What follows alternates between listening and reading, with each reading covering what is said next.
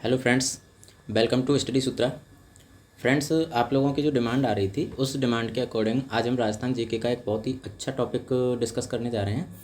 और टॉपिक क्या है वो मैं आपको बता दूं। देखिए, राजस्थान के आप किसी भी गवर्नमेंट जॉब के लिए प्रिपरेशन कर रहे हो, चाहे वो खास करके रीट के लिए अगर मैं बोलूँगा, third grade teacher recruitment test जो है उसके लिए यानी मुख्य परीक्षा के लिए ये टॉपिक स्पेशली मेंशन है। और वो क्या है? राजस्थान का सामान्य ज्ञान, राजस्थान जनरल नॉलेज। अब राजस्थान का सामान्य ज्ञान है, इसका मतलब है इसमें हमें हिस्ट्री, कल्चर वगैरह इन सब से हटके राजस्थान की जो बहुत बेसिक सी नॉलेज है, जैसे उसमें उसके प्रतीक वगैरह हैं, तो उनके बारे में डिस्कस करना है। ठीक है। और ऐसा नहीं है कि ये third grade teacher recruitment test के लिए ही होगा, ये नॉन टीचिंग पोस्ट जो हैं उनके लिए भी एक या दो क्वेश्चन यहाँ से कन्फर्म आते ही हैं। तो आज हम उसी टॉपिक के बारे में डिस्कस करने वाले हैं। तो चलिए, आपका ज़्यादा टाइम ख़राब नहीं करते हुए और क्लास को शुरू करते हैं। देखिए, हम यहाँ पर इस टॉपिक को कुछ क्वेश्चंस के थ्रू डिस्कस करेंगे और उससे आपके सारे के सारे डाउट भी क्लियर होंगे। साथ के साथ में हम इनको पढ़ते भी चलेंगे और एमसीक्यू के फॉर्म में क्वेश्चन भी इसमें लिए गए हैं। ठीक है, चलिए तो स्टार्ट करते हैं। देखिए, सबसे पहला क्वेश्चन है आपके सामने कि राजस्थान का राज्य पशु कौन है। आपको क्वेश्चन भी दिखाई दे रहा है कि राज्य पशु कौन है, आपको इसका आंसर भी दिखाई दे रहा है कि चिंकारा है। अगर हमारा टारगेट सिर्फ इतना सा होता कि ये क्वेश्चन है उसका आंसर है, चलो ठीक है, हमने यहाँ पर डायग्राम भी आपको दे दिया कि ये चिंकारा होता है, यहाँ तक की अगर बात होती तो वो पीडीएफ में क्लियर हो जाती और हमें वीडियो बनाने की या फिर आपको क्लास लेने की रिक्वायरमेंट नहीं होती। तो क्लास लेने की वजह क्या है? क्लास लेने की वजह है कि हम चिंकारा से रिलेटेड सारी बातें यहाँ पर डिस्कस करने वाले हैं। ठीक है। अब चिंकारा से रिलेटेड सारी बातें क्या हैं? देखिए, आप एक चीज़ समझिए कि जब भी हम राजस्थान के राज्य पशु की बात करेंगे तो देखिए, राज्य पशु जो होते हैं वो राज्य पशु दो कैटेगरी में रखे गए हैं। कौन कौन से? एक तो जंगली और दूसरे कौन से? पालतू। और ऑब्वियसली दोनों ही कैटेगरी में अलग अलग इसके आंसर सही होंगे। कैसे? देखिए, जब हम बात करते हैं जंगली की, तो जंगली राज्य पशु जो है वो तो कौन है? वो है दोस्तों चिंकारा। लेकिन वहीं अगर हम बात करेंगे पालतू की, तो पालतू में कौन आ जाएगा? ऊँट आ जाएगा। ध्यान रखिए, 2014 में ऊँट को पालतू राज्य पशु की श्रेणी में रखा गया था। इसके बारे में हम आगे बात करने वाले हैं, लेकिन अभी के लिए हम ये देख लेते हैं कि चिंकारा के बारे में जब हमसे पूछा गया है राजस्थान का राज्य पशु कौन है। अब एक डाउट मन में ये भी आ जाता है कि यहाँ तो ऐसा कुछ भी नहीं बोला है कि जंगली है या पालतू है, फिर हमने चिंकारा को ही क्यों माना, ऊँट को क्यों नहीं माना? क्योंकि देखिए, जब नॉर्मली राज्य पशु की बात करते हैं तो चिंकारा को जो राज्य पशु का दर्जा मिला था वो 1981 में ही मिल गया था। ऊँट को कब मिला है? 2014 में। तो हम स्टार्टिंग से जो राज्य पशु पढ़ते आ रहे हैं वो किसको पढ़ते आ रहे हैं? चिंकारा को पढ़ते हुए आ रहे हैं। इसलिए अगर केवल क्वेश्चन ऐसे बनता है कि राजस्थान का राज्य पशु कौन है तो आंसर होगा चिंकारा। अगर क्वेश्चन बनता है राजस्थान का जंगली राज्य पशु कौन है तो आंसर होगा चिंकारा। अगर क्वेश्चन बनता है राजस्थान का पालतू राज्य पशु कौन है तो आंसर होगा ऊँट। उम्मीद कर रहा हूँ कि आपके इनसे रिलेटेड जो भी डाउट थे वो क्लियर हो गए होंगे। ठीक है। अब चिंकारा से रिलेटेड जो क्वेश्चन बनते हैं उनके बारे में हम बात कर लेते हैं। देखिए, सबसे पहले हम बात करने वाले हैं कि चिंकारा का जो वैज्ञानिक नाम है वो क्या है। वैज्ञानिक नाम का क्या मतलब होता है भाई? सीधी सी बात है, चिंकारा क्या है? एक पशु है, और पशु है तो ऑब्वियसली इसका कोई जूलॉजिकल नाम होगा। तो जूलॉजिकल जो नाम होता है उसे हम क्या नाम दे देते हैं? वैज्ञानिक नाम दे देते हैं। अगर कोई प्लांट होता है तो उसका बॉटेनिकल नाम होता है, और ये जानवर है तो इसका क्या हो जाएगा? वैज्ञानिक नाम हो जाएगा। और इसका जो वैज्ञानिक नाम है वो वैज्ञानिक नाम क्या है इसका वैज्ञानिक नाम है गजेला वेनेट्टी। इसका जो वैज्ञानिक नाम है या जो जूलॉजिकल नाम है वो क्या है? गजेला वेनेट्टी। ठीक। दूसरी बात, इसको राज्य पशु का दर्जा कब मिला? इसको अगर मैं दर्जा मिलने की बात करूं तो इसको राज्य पशु का जो दर्जा मिला था वो मिला था दोस्तों, कब मिला था? 1981 में इसे राज्य पशु की श्रेणी में रखा गया था। ठीक। अगर मैं बात करता हूँ कि ये कौन सी श्रेणी में आता है तो आप इसको देख पा रहे होंगे कि ये कौन सी श्रेणी में आता है? हिरण प्रजाति की श्रेणी में आता है। हिरण की तरह दिख रहा है, हिरण की कैटेगरी में आता है। कैटेगरी से मतलब होता है जैसे कि शेर, टाइगर वगैरह, ये जो हैं ये बिल्ली की कैटेगरी में आते हैं, तो ऐसे ही ये हिरण की कैटेगरी में आता है। ठीक है। उसके अलावा एक और बात इसमें जो इम्पोर्टेंट है वो क्या है? वो ये है कि जयपुर का जो नाहरगढ़ अभयारण्य है, जयपुर का जो नाहरगढ़ अभयारण्य है, नाहरगढ़ अभयारण्य, वो इसके लिए बहुत फेमस है। नाहरगढ़ अभयारण्य इसके लिए बहुत फेमस है। नाहरगढ़ अभयारण्य, वहाँ पर ये बहुतायत में पाए जाते हैं। अभयारण्य, वहाँ पर ये बहुत ज़्यादा मात्रा में पाए जाते हैं। ये इसके लिए क्या है, प्रसिद्ध है। तो ये इससे रिलेटेड कुछ क्वेश्चंस थे जो आप समझ पा रहे होंगे। ठीक है, चलिए आगे अगले क्वेश्चन पर बात करते हैं। ये दोस्तों पैनल की जो PDF है ये आपको मिल जाएगी एग्ज़ाम के बाद में व्हाट्सएप ग्रुप में।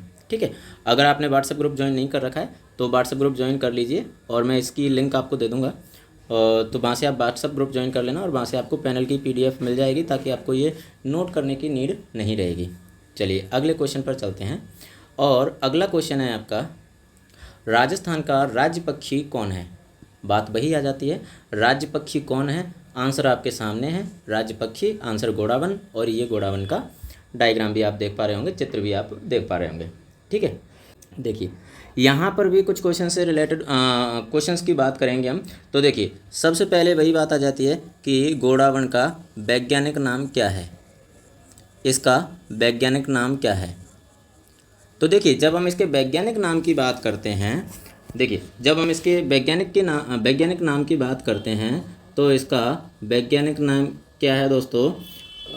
इसका वैज्ञानिक नाम है एडियोटिस नाइग्रिसेप्स। ये इसका वैज्ञानिक नाम है, एडियोटिस नाइग्रिसेप्स। ठीक है, उसके बाद में इसके कुछ उपनाम भी हैं। ठीक है, इसके कुछ उपनाम भी हैं। अगर मैं इसके उपनाम की बात करूं तो देखिए इसके उपनाम हो जाएंगे, एक तो सोहन चिड़िया। ठीक है, एक इसका बहुत ज़्यादा क्वेश्चन पूछा हुआ है और वो कौन है, वो है शर्मिला पक्षी। शर्मिला पक्षी क्यों बोलते हैं इसे, क्योंकि ये इंसानों को देखते ही छुप जाता है, इसलिए इसे शर्मिला पक्षी भी बोलते हैं। और इसी का दूसरा नाम है दोस्तों हुकना पक्षी। ठीक है, हुकना पक्षी, और इंग्लिश में इसे हमिंग बर्ड भी बोल देते हैं। और हमिंग बर्ड कई बार एग्जाम में भी पूछा हुआ है, हमिंग बर्ड। ठीक है, तो ये इसके कुछ उपनाम हैं।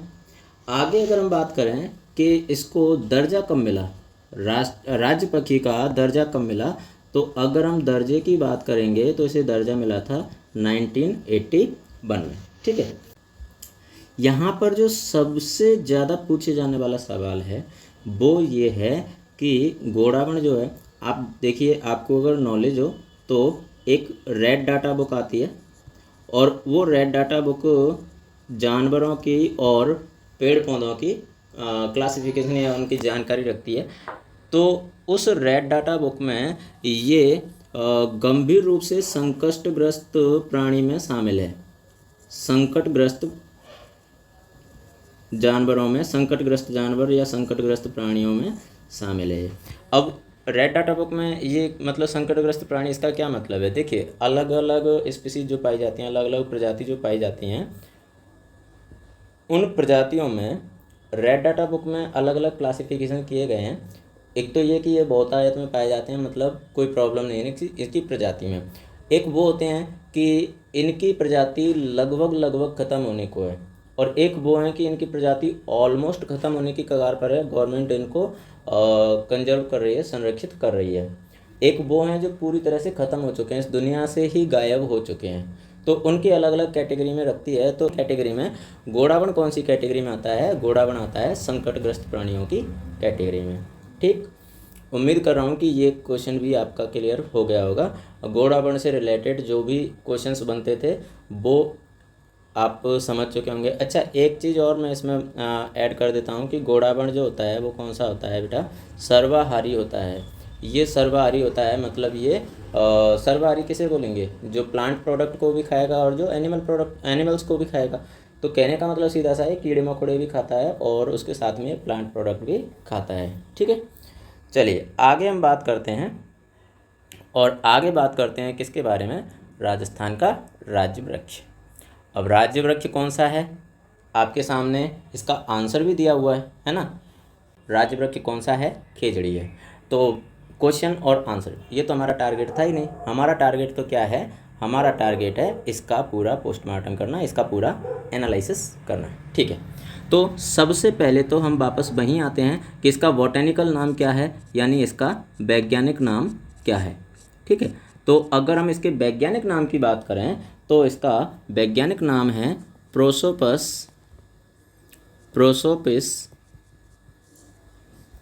सेनेरेरिया।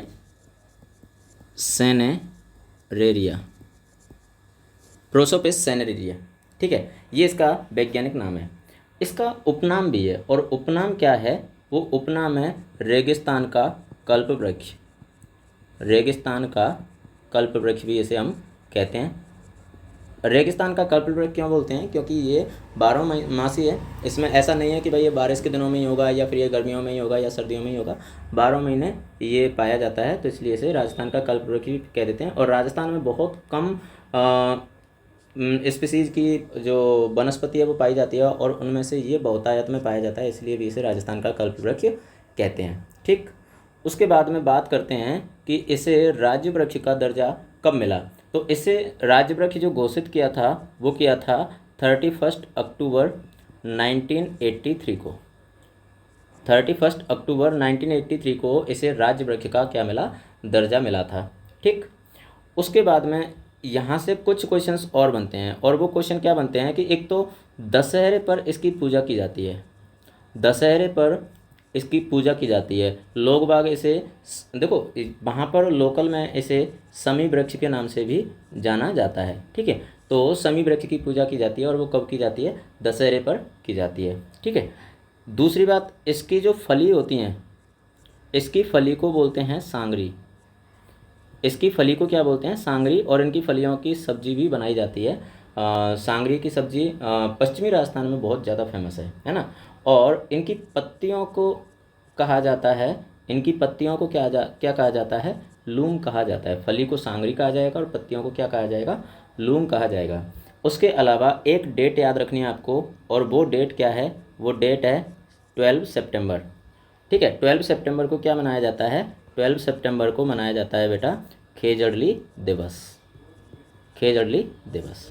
ठीक, देखिए आपको लग रहा होगा कि सर अभी अप्रोक्सीमेटली 10 to 12 मिनट हो चुके हैं, और अभी तक हमने केवल 3 क्वेश्चन डिस्कस किए हैं। जी नहीं सर, हमने 3 क्वेश्चन डिस्कस नहीं किया। आप देखिए तीनों का पोस्टमार्टम कर दिया। अगर चिंकारा से रिलेटेड कोई क्वेश्चन आएगा तो ऐसा कुछ क्वेश्चन बन नहीं सकता जो आप छोड़ पाओ। ठीक है, हमने पूरा पोस्टमार्टम कर दिया। राज्य पक्षी की जब हम बात कर रहे हैं, घोड़ावर्ण का पूरा पोस्टमार्टम कर दिया। राज्य वृक्ष की जब बात कर रहे हैं तो खेजड़ली का पूरा पोस्टमार्टम कर दिया।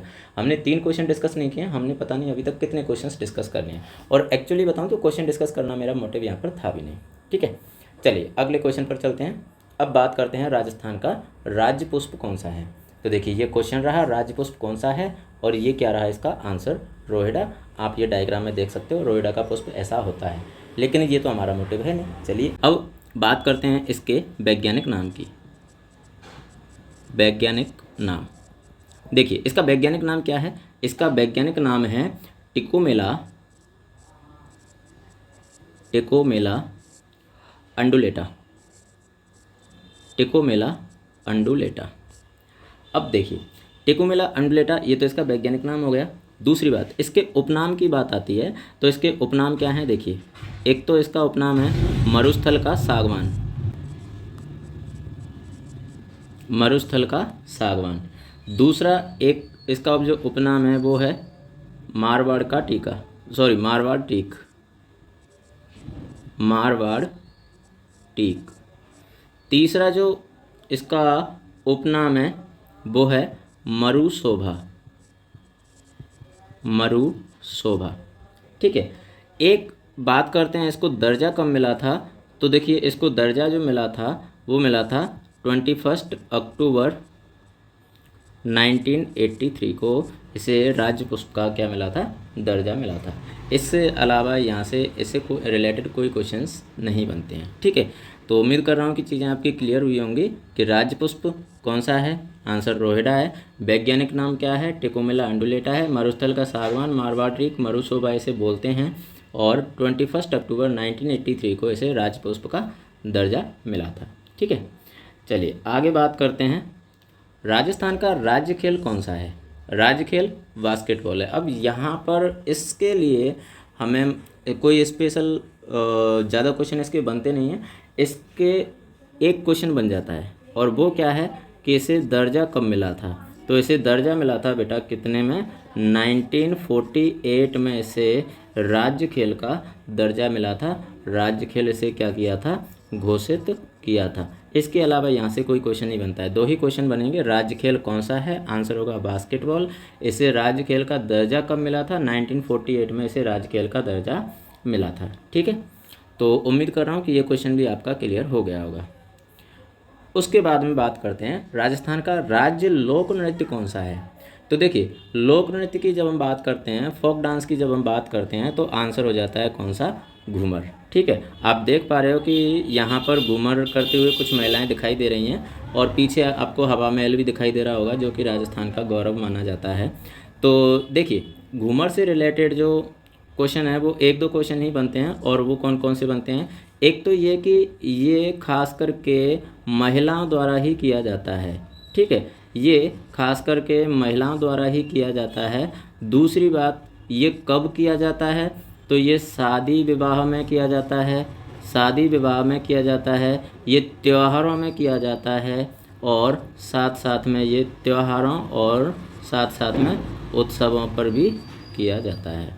उत्सवों पर, यानी जो भी, सीधी भाषा में कहूँ तो जो भी आपके खुशी के मौके होंगे उनमें ये किया जाता है मोस्टली।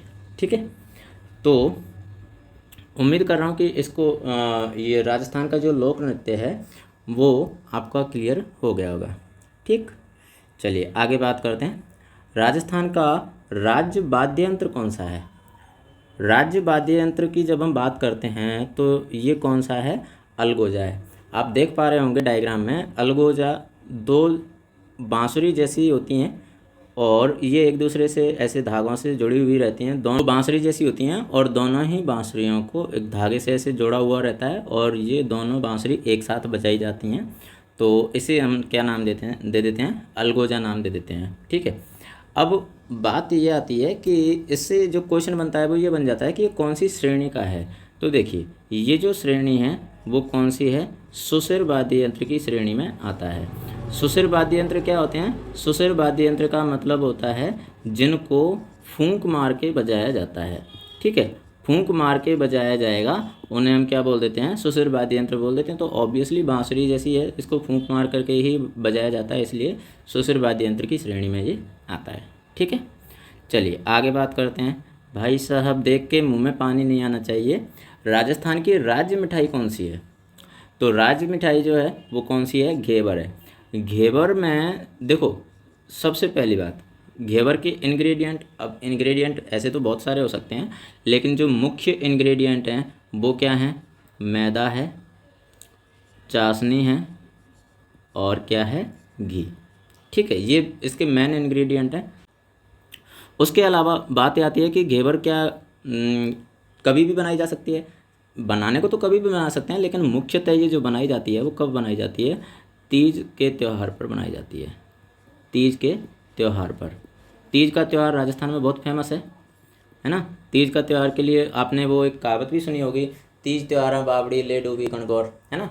तो तीज के त्यौहार पर घेवर बनाई जाती है। राज्य मिठाई कौन सी है? घेवर है। ठीक है, चलिए आगे हम बात करते हैं।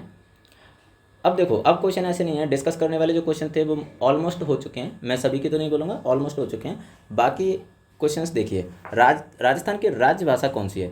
बात आती है राज्य भाषा का मतलब क्या होता है? जिसमें राजकीय काम होते हैं, है ना? जैसे गवर्नमेंट रिलेटेड जो डॉक्यूमेंट्स हैं, वो डॉक्यूमेंट्स कौन सी भाषा में बन रहे हैं, वो क्या होती है? वो राज्य भाषा होती है।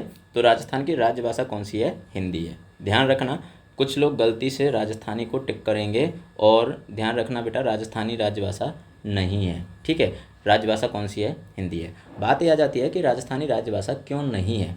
देखो, सबसे मेन चीज़ जो है वो है कि राजस्थानी भाषा का अपना एक साहित्य, अपनी एक व्याकरण अभी तक नहीं है। साहित्य तो फिर भी थोड़ा बहुत है, बट व्याकरण नहीं है। तो कोई, ये राजस्थानी किस श्रेणी में आती है? बोली में आती है। अभी ये भाषा की श्रेणी में नहीं आती है, इसलिए राजस्थान की राज्य भाषा कौन सी है? हिंदी है, राजस्थानी नहीं है। राजभाषा की बात की तो कौन सी आ गई, हिंदी। लेकिन वहीं अगर हम लोक भाषा की बात करेंगे, लोक भाषा कौन सी है यहाँ पर, लोक भाषा है राजस्थानी। ठीक है, लोक भाषा का मतलब क्या होगा, लोगों द्वारा बोली जाने वाली भाषा। अब ऐसा नहीं है, राजस्थान के अलग अलग जगहों पर अलग अलग भाषा बोली जाती है। जैसे कि अगर आप देखोगे मारवाड़ साइड में मारवाड़ी बोली जाती है, उधर मेवाड़ साइड में मेवाड़ी बोली जाती है। तो लोक भाषा का मतलब होगा लोगों की भाषा। तो मोस्टली राजस्थानी बोली जाती है, इसलिए लोक भाषा कौन सी है, राजस्थानी है। ठीक है, ये फिर उसकी उपबोलियाँ हो जाती हैं, राजस्थानी की उपबोली मारवाड़ी ढूंढाड़ी वगैरह, ये सब इसकी कौन सी हो जाती हैं, उपबोलियाँ हो जाती हैं। ठीक है, तो राजस्थान की लोक भाषा कौन सी होगी, राजस्थानी, और राज्य भाषा कौन सी होगी, हिंदी। क्लियर है। चलिए आगे चलते हैं। राजस्थान की राजकीय पर्वत श्रृंखला कौन सी है। राजकीय पर्वत श्रृंखला की बात करेंगे तो राजस्थान का नाम सुनते ही अपने आप दिमाग में क्या आ जाता है, अरावली पर्वतमाला आ जाती है। तो राजकीय पर्वत श्रृंखला कौन सी है, इसकी अरावली है। आपको पता होगा अरावली ने राजस्थान को 2 क्लाइमेटिकल रीजन्स में डिवाइड किया हुआ है। जैसे कि ये जो राजस्थान है, यहाँ से ये अरावली पर्वत श्रेणी जो निकलती है, तो इसने 2 क्लाइमेटिकल रीजन्स में से डिवाइड किया हुआ है। तो इसलिए राजकीय पर्वत श्रृंखला कौन सी हो जाएगी, अरावली हो जाएगी। क्लियर।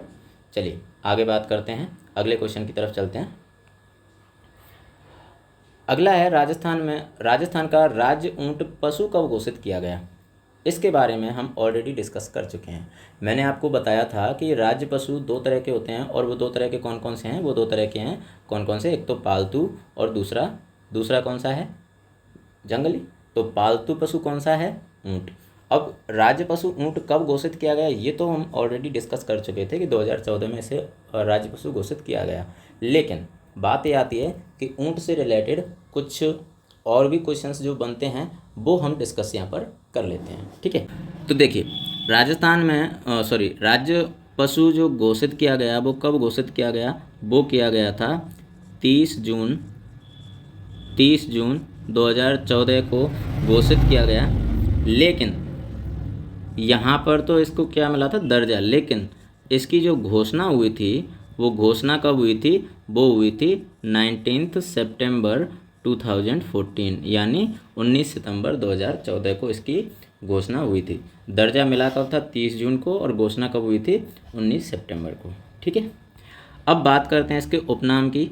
तो इसका उपनाम होता है, देखिए बेटा, इसका उपनाम होता है रेगिस्तान का जहाज़, रेगिस्तान का जहाज़।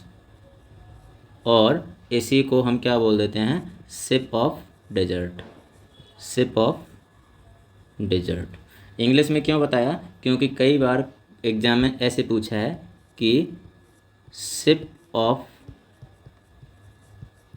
डेजर्ट किसे कहा जाता है, ऐसे करके पूछा है। तो ध्यान रखना, शिप ऑफ डेजर्ट का हिंदी में राजस्थान का जहाज़ होता है, और शिप ऑफ डेजर्ट किसे बोलते हैं, इसे बोलते हैं ऊँट को। ठीक है, चलिए आगे बात करते हैं। देखिए राजस्थान की एक जाति है और नाम क्या है, रेवाड़ी। रेवाड़ी जाति के जो लोग होते हैं वो ऊँट को पालते हैं। ठीक है, तो ऊँट पालने के लिए जो जाति प्रसिद्ध है, जो फेमस है, वो कौन सी है, रेवाड़ी जाति फेमस है। ठीक, एक जो क्वेश्चन बनता है वो बनता है किसके लिए, गोरबंद के लिए। गोरबंद क्या चीज़ है, ऊँट से रिलेटेड है। गोरबंद क्या है, गोरबंद है ऊँट का श्रृंगार गीत, ऊँट का श्रृंगार गीत है गोरबंद, श्रृंगार गीत। ठीक है, एक क्वेश्चन जो बनता है वो बन जाता है गिरवाण। गिरवाण क्या है, गिरवाण है ऊँट की नाक में पहने जाने वाला आभूषण, ऊँट की नाक में पहने जाने वाला या डाले जाने वाला आभूषण, आभूषण। ठीक है, ये इससे रिलेटेड कुछ क्वेश्चंस थे। दूसरे एक और यहाँ पर जो इम्पोर्टेंट क्वेश्चन बन जाता है, चलिए मैं थोड़ा सा नीचे ले लेता हूँ इसको। जो इम्पोर्टेंट क्वेश्चन बन जाता है वो बन जाता है क्या, कई बार पूछा है, उस्ता कला। उस्ता कला, अब उस्ता कला क्या चीज़ है, देखिए जैसे ये ऊँट है, तो इस ऊँट की खाल पर, इसकी स्किन पर जो डिजाइन बनाए जाते हैं, यानी जो एक तरह से कह सकते हैं कि कलाकारी जो की जाती है उसे हम क्या बोलते हैं, उसे हम उस्ता कला बोलते हैं। ऊंट की खाल पर की जाने वाली कलाकारी का नाम क्या होता है, उस्ता कला होता है। ठीक है। दूसरी बात, ऊंट का जो दूध होता है ऑब्वियसली ऊंटनी का होगा, ऊंट का तो नहीं होता है, ऊंटनी का होता है। तो ऊंटनी का जो दूध होता है वो विटामिन सी से भरपूर मात्रा में होता है। ठीक है, उसमें विटामिन सी बहुत ज़्यादा मात्रा में पाया जाता है, इसलिए काफ़ी फ़ायदेमंद भी होता है। चलिए आगे हम बात करते हैं, ऊंट को किस नाम से भी जाना जाता है। अब मुझे बताने की ज़रूरत नहीं है, मरुस्थल का जहाज़ ऑलरेडी बता चुका हूँ। रेगिस्तान का जहाज़, मरुस्थल का जहाज़, ये तो बहुत नॉर्मल सी बात होगी। रेगिस्तान को ही हम क्या बोल देते हैं, मरुस्थल भी बोल देते हैं। अब देखिए क्वेश्चन कैसे डाले हैं भाई साहब, रेगिस्तान का राजा, राजा नहीं बोलते हैं, क्या बोलेंगे, जहाज़ बोलते हैं। ठीक है, तो आंसर कौन सा सही हो जाएगा, मरुस्थल का जहाज़ या रेगिस्तान का जहाज़ या शिप ऑफ डेजर्ट। अब देखिए घोड़ावण किस वर्ग का पक्षी है। अब देखो सीधी सी बात है, किस वर्ग का पक्षी है, तो ऑब्वियसली स्थल पक्षी होगा। स्थलचर बोल सकते हैं, स्थल पक्षी बोल सकते हैं। क्यों, क्योंकि ऑब्वियसली ये क्या कहाँ पाया जाता है, ये धरती पर पाया जाता है। जल पक्षी अगर पानी में पाया जाता तो जल पक्षी होता, नहीं ये जल पक्षी नहीं है, ये कौन सा है, स्थल पक्षी है। ठीक है, चलिए आगे बात करते हैं। घोड़ावण का दूसरा नाम क्या है, इसका दूसरा नाम है ग्रेट इंडियन बस्टर्ड। ठीक है, ये इसका दूसरा नाम है। ठीक है, आप बोलोगे कि इसके पहले भी हमने नाम पढ़े थे तो उसमें तो ये बताया नहीं the great Indian bustard. Obviously कुछ चीज़ें होती हैं जो टाइम पर ही याद आती हैं, तो उस टाइम पर माइंड में नहीं था, अभी आ गया। ग्रेट इंडियन बस्टर्ड नाम से भी इसे जानते हैं। चलिए आगे हम बात करेंगे, रोहिड़ा वृक्ष को और क्या कहते हैं। रोहिड़ा क्या था, राजस्थान का राज्य पुष्प।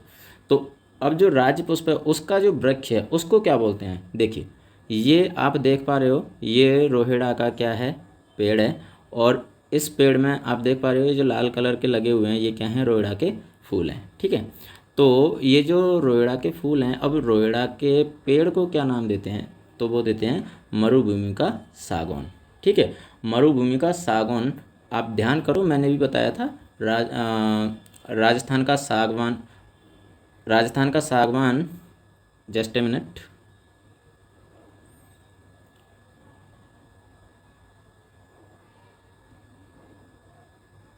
हाँ, मरुस्थल का सागवान या रेगिस्तान का सागवान और सागौन। ठीक है, तो आप देख सकते हो ऑलरेडी हम ये क्वेश्चन डिस्कस कर चुके थे। सागौन, रोहिड़ा वृक्ष को क्या नाम देंगे, मरुभूमि का सागौन नाम देते हैं। ठीक है, चलिए खेजड़ी वृक्ष को राजस्थान में क्या कहा जाता है, थार का कल्पवृक्ष या रेगिस्तान का कल्पवृक्ष, बात एक ही है। तो इसका क्या सही आंसर हो जाएगा, थार का कल्पवृक्ष। ऑलरेडी हम ये डिस्कस कर चुके हैं। खेजड़ी वृक्ष का दूसरा नाम क्या है, प्रोसोपिस सिनेरिया, ये हम ऑलरेडी डिस्कस कर चुके हैं। ठीक है, तो अब मुझे इसके बारे में वापस बताने की नीड नहीं है। राजस्थान की राजकीय मिठाई घेवर मुख्यतः किस पर्व पर बनाई जाती है, तो तीज पर बनाई जाती है, ये भी मैं बात कर चुका हूँ पहले, है ना। घूमर नृत्य मुख्यतः कौन करती हैं, महिलाएं करती हैं, इसके बारे में भी हम बात कर चुके हैं। राजकीय वाद्य अलगोजा किससे संबंधित है, अलगोजा अब किससे संबंधित है, मतलब ये बात कर रहा है कि कौन से प्रदेश से संबंधित है, तो ये किससे संबंधित है बेटा, मारवाड़ से संबंधित है। अब देखिए राजस्थान का राजकीय पशु चिंकारा किस क्षेत्र में पाया जाता है, तो ये थार मरुस्थल में पाया जाता है। चिंकारा ऑब्वियसली जैसलमेर साइड में उधर पाया जाता है, तो थार मरुस्थल इसका राइट आंसर हो जाएगा। ठीक है, राजस्थान का राजकीय पुष्प रोहिड़ा मुख्यतः कहाँ पाया जाता है, तो रोहिड़ा जैसलमेर, चूरू, बाड़मेर उधर पाया जाएगा, यानी पश्चिमी राजस्थान में पाया जाता है, तो इसलिए ये सभी इसका आंसर हो जाएगा।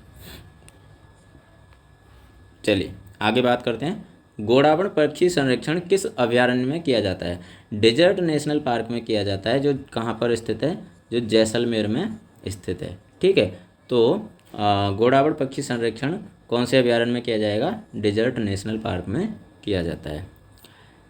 डेजर्ट नेशनल पार्क कहाँ स्थित है, जस्ट अभी बताया था मैंने, कहाँ पर स्थित है, जैसलमेर में।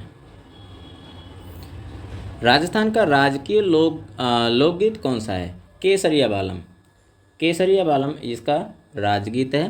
केसरिया बालम ये चलो इसके बारे में थोड़ा सा हम बात कर लेते हैं। केसरिया बालम जो है वो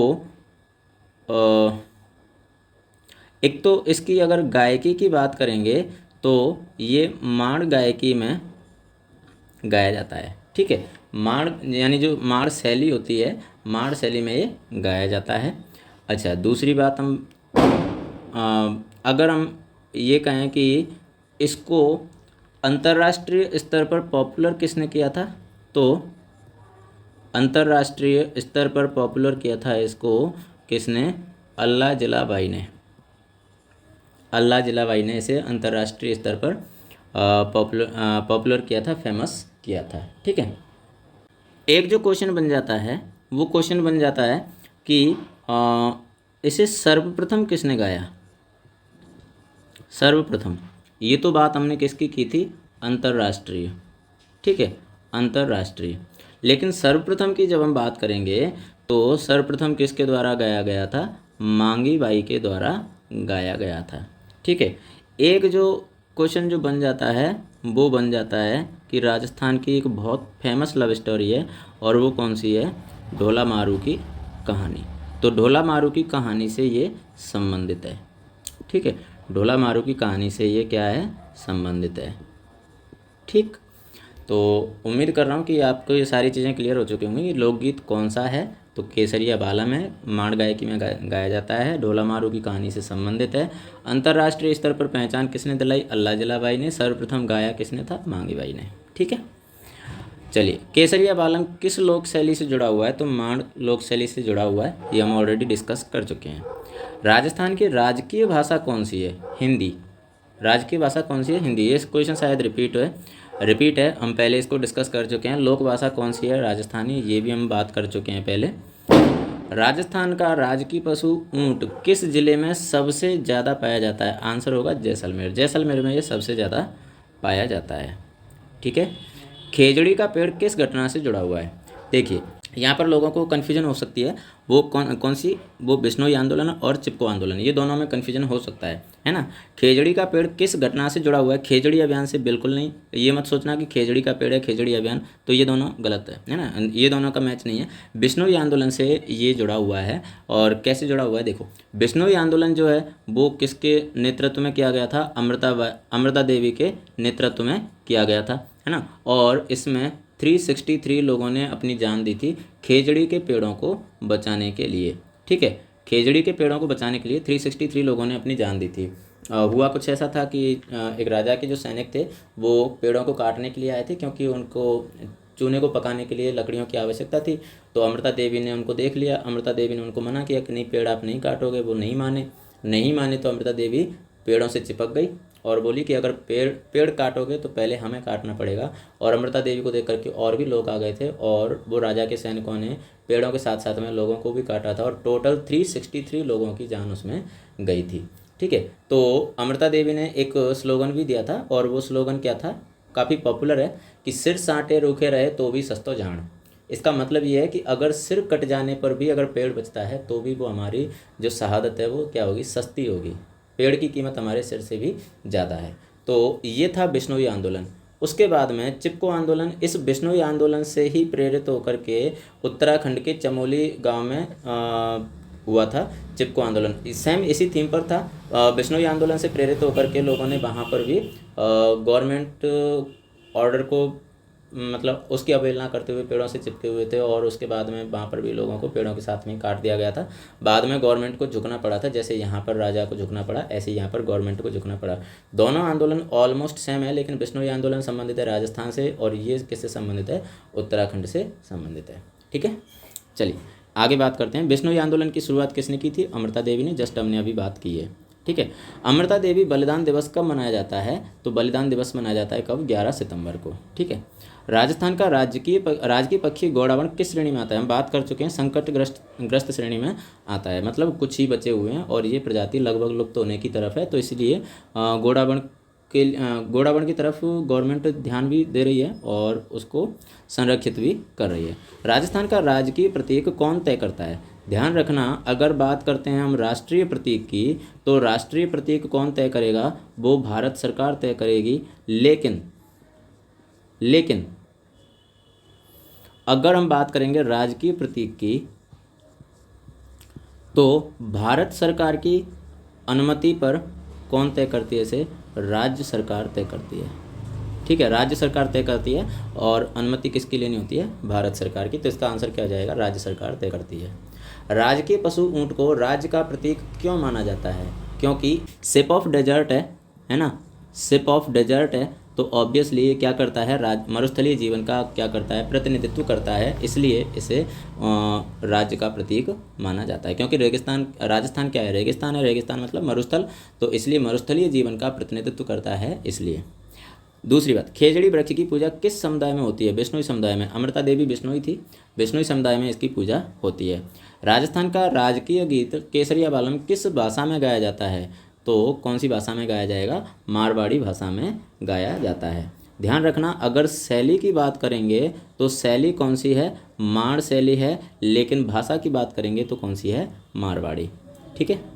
राजस्थान राज्य का गठन कब हुआ? गठन हुआ 30 मार्च 1949, 13 मार्च ऑफ 1949, और इसी वजह से इस दिन क्या मनाया जाता है? राजस्थान दिवस मनाया जाता है। ठीक है, इसी दिन क्या मनाया जाएगा? राजस्थान दिवस मनाया जाता है। कब? 30 मार्च को। देखिए अगला क्वेश्चन क्या है कि राजस्थान दिवस कब मनाया जाता है? तो 30 मार्च को मनाया जाता है। आगे बात करते हैं, राजस्थान की राज पशु चिंकारा किस परिवार का है? ये मैं ऑलरेडी आपको बता चुका हूँ। कौन सी कैटेगरी में आता है? किस फैमिली में आता है? हिरण कैटेगरी में आता है। राजस्थान की प्रमुख वनस्पति किस प्रकार की है? भाई राजस्थान क्या है? रेगिस्तान है, और रेगिस्तान है मतलब क्या है? मरुस्थल है, और मरुस्थल अगर है तो इसकी वनस्पति भी कैसी होगी? मरुस्थली होगी। घोड़ावड़ पक्षी संरक्षण किस अभियान से जुड़ा हुआ है? भाई घोड़ावड़ पक्षी संरक्षण की बात कर रहे हैं तो परियोजना घोड़ावड़। भाई सीधी सी बात है, घोड़ावड़ है तो टाइगर हो नहीं सकता। प्रोजेक्ट हेरिटेज, हेरिटेज में तो इमारत वगैरह को किया जाता है, तो इसलिए आंसर कौन सा हो जाएगा? परियोजना घोड़ावड़। राजस्थान का राजकीय वृक्ष खेजड़ी किस मौसम में हरा रहता है? ये मैं ऑलरेडी आपको बता चुका हूँ, पूरे वर्ष भर ये हरा रहता है, ये सूखता नहीं है। ठीक है, ये किसी विशेष मौसम में नहीं होता, ये पूरे वर्ष हरा रहता है। राजस्थान के प्रतीक चिन्ह ऊंट, प्रतीक चिन्ह में ऊंट क्या दर्शाता है? ऊंट क्या दर्शाता है? सहनशीलता और जीवटता को दर्शाता है। सहनशीलता क्यों? भाई रेगिस्तान में चल रहा है, इतनी तेज़ धूप होती है और उस धूप में भी इतना गर्म रेत होता है, उसमें भी चल रहा है, तो इसलिए सहनशीलता और सजावट को, सॉरी, सहनशीलता और जीवटता को दर्शाता है। ठीक है। राजस्थान का राजकीय पशु ऊंट किस वर्ग का है? किस वर्ग का है? भाई पक्षी तो है नहीं, पशु है। सरीसृप वो होते हैं जो रेंग कर चलते हैं, ये भी नहीं है। उभयचर वो होते हैं जो जल और थल दोनों पर रहते हैं, ये भी नहीं है। कौन सा है? स्तनपायी है। स्तनपायी को हम मैमल्स भी बोल देते हैं, और ये मैमल्स कौन होते हैं? जो अपने बच्चों को क्या पिलाते हैं? दूध पिलाते हैं। ठीक है, तो ऑब्वियसली ये कौन सा है? स्तनपायी है, बच्चों को दूध पिलाता है। राजस्थान की पारंपरिक मिठाई घेवर में मुख्य रूप से क्या प्रयोग होता है? ऑब्वियसली मैदा, मैं आपको बता चुका था। इसमें क्या प्रयोग होता है? मैदा, घी और शक्कर यानी चाशनी। शक्कर की क्या बनती है? चाशनी। ठीक है, तो इसमें राइट आंसर क्या हो जाएगा? मैदा। खेजड़ी पेड़ राजस्थान के किस क्षेत्र में सबसे अधिक पाया जाता है? भाई देखो, पश्चिमी राजस्थान है ना, वो पश्चिमी राजस्थान क्या है? मरुस्थल है, और खेजड़ी सबसे ज़्यादा मरुस्थल में ही पाया जाता है, इसलिए पश्चिमी राजस्थान इसका राइट आंसर हो जाएगा। राजस्थान का राजकीय पशु चिंकारा किस वर्ग में आता है? चिंकारा भी किस में आएगा? स्तनधारी में आएगा। ठीक है, चिंकारा हिरण कैटेगरी में है, और हिरण कैटेगरी कौन से में आते हैं? मैमल्स में आते हैं, यानी स्तनधारी में आते हैं। राजस्थान की राजकीय वास्तुकला का प्रमुख उदाहरण कौन सा है? राजकीय वास्तुकला, तो भाई देखो, आमेर का किला, जयगढ़, चित्तौड़गढ़ सभी अपने आप में बहुत यूनिक हैं, बहुत अलग हैं, तो इसलिए ये सभी इसका आंसर हो जाएगा। ठीक है, राजकीय वास्तुकला, अब वास्तुकला का मतलब उनकी एक स्पेशल डिजाइनिंग, स्पेशल बनावट, उसके लिए कौन फेमस है? तो आमेर, जयगढ़, चित्तौड़गढ़ ये सब अपने आप में यूनिक हैं, इसलिए ये सभी इसका राइट आंसर हो जाएगा। ठीक है, राजस्थान के राजकीय पशु ऊंट का वैज्ञानिक नाम क्या है? तो वैज्ञानिक नाम क्या है? कैमलस ड्रोमेडेरियस। ठीक है, कैमलस ड्रोमेडेरियस। ऊंट का वैज्ञानिक नाम याद रखना थोड़ा सा इजी होगा, क्योंकि ऊंट को इंग्लिश में क्या बोलते हैं? कैमल बोलते हैं, तो कैमलस, कैमलस में क्या आ रहा है? कैमल आ रहा है, तो थोड़ा सा इससे रिलेट कर सकते हैं। ठीक है, राजस्थान की राजकीय पक्षी घोड़ावड़ का वैज्ञानिक नाम क्या है? वैज्ञानिक घोड़ावड़ का वैज्ञानिक नाम हम ऑलरेडी देख चुके हैं, एडियोटिस नाइग्रिसेप्स। ठीक है, राजकीय फूल रोएडा का वैज्ञानिक नाम क्या है? वैज्ञानिक नाम हम ऑलरेडी डिस्कस कर चुके हैं, टेकोमेला पेंडुलेटा। ठीक है, इसके बारे में हम बात कर चुके थे। उसके बाद में राजस्थान का राजकीय लोक नृत्य घूमर किस अवसर पर किया जाता है। देखो, विवाह व त्यौहार पर किया जाता है, विरह में नहीं किया जाएगा। मैंने क्या बताया था कि शुभ अवसर पर किया जाता है, किसी की मृत्यु होने पर नहीं किया जाता है। बच्चे का जन्म होने पर कर सकते हैं, लेकिन इसमें ज़्यादा अप्रोप्रिएट आंसर कौन सा होगा, विवाह व त्यौहार पर किया जाता है। बच्चे के जन्म होने पर ऑब्वियसली खुशी का अवसर है, लेकिन यहाँ पर ज़्यादा अप्रोप्रिएट जो आंसर होगा वो कौन सा होगा, विवाह व त्यौहार। राजस्थान के राजकीय पशु ऊँट का उपयोग किसके लिए होता है। तो देखिए, ऊँट का उपयोग जो होता है वो किसके लिए होता है बेटा, परिवहन के लिए होता है। मैं ये नहीं कह रहा कि यहाँ पर दुग्ध उत्पादन गलत होगा, लेकिन दुग्ध उत्पादन के लिए ये बिल्कुल 0.1% मान सकते हो, क्योंकि इसका दूध बहुत ज़्यादा लोग यूज नहीं करते हैं ऊँट का दूध, क्योंकि इसमें विटामिन सी भी पाया जाता है, तो कहीं ना कहीं एक खट्टापन उसमें होता है ना। तो बहुत ज़्यादा यूज नहीं करते हैं, इसलिए दुग्ध उत्पादन इसके लिए ज़्यादा सही नहीं होगा। इसका ज़्यादा सही आंसर क्या है, परिवहन के लिए इसका उपयोग किया जाता है। ठीक है, परिवहन का मतलब चीज़ों को एक जगह से दूसरी जगह तक ले जाने के लिए।